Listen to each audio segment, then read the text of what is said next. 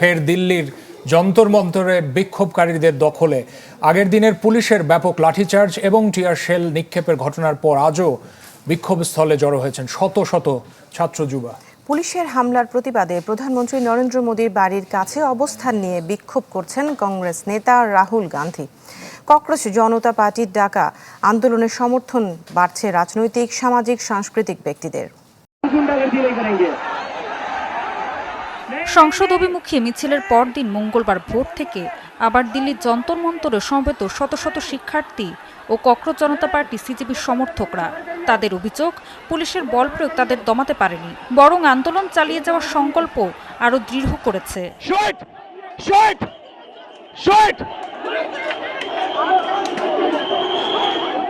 যত সময় গড়াচ্ছে, সিজেপির ডাকা বিক্ষোভে সমর্থন তত বাড়ছে।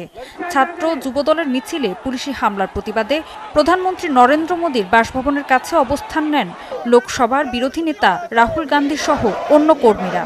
কেন্দ্রীয় শিক্ষামন্ত্রীর পাশাপাশি স্বরাষ্ট্রমন্ত্রী অমিত শাহ এবং প্রধানমন্ত্রী নরেন্দ্র মোদীর পদত্যাগের দাবি করেন কংগ্রেসের এই শীর্ষ নেতা।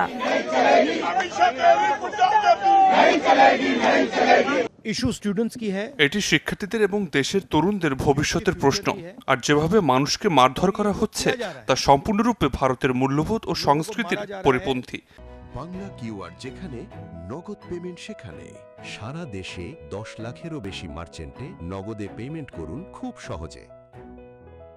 গতকাল যা ঘটেছে সে ঘটনার জন্য প্রধানমন্ত্রী মোদী এখনো পর্যন্ত ক্ষমা চাননি।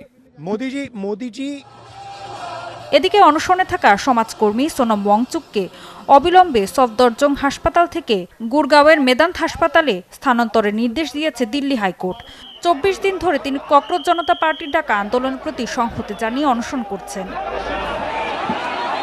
মেডিকেল প্রবেশিকা বা নিট প্রশ্নপত্র ফাঁসের প্রতিবাদে সিজেপির ডাকে সংসদ অভিযানকে কেন্দ্র করে সোমবার অশান্ত হয়ে ওঠে দিল্লি। পুলিশের লাঠি, কাঁদানে গ্যাসের বাধা কাটিয়ে বিক্ষোভকারীরা সংসদ ভবনের কাছে পৌঁছে গেলে হয় ব্যাপক সংঘর্ষ। আহত হন অর্ধশতাধিক, বন্ধ করে দেয়া হয় ইন্টারনেট।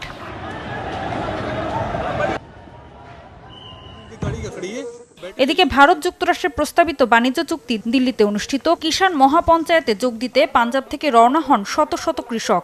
তাদের হরিয়ানা, পাঞ্জাবের শম্ভু সীমান্তে আটকে দেয় পুলিশ। পরে সেখানেই অবস্থান নিয়ে বিক্ষোভ করেন কৃষকরা। ঋতু সাহা, চ্যানেল 24।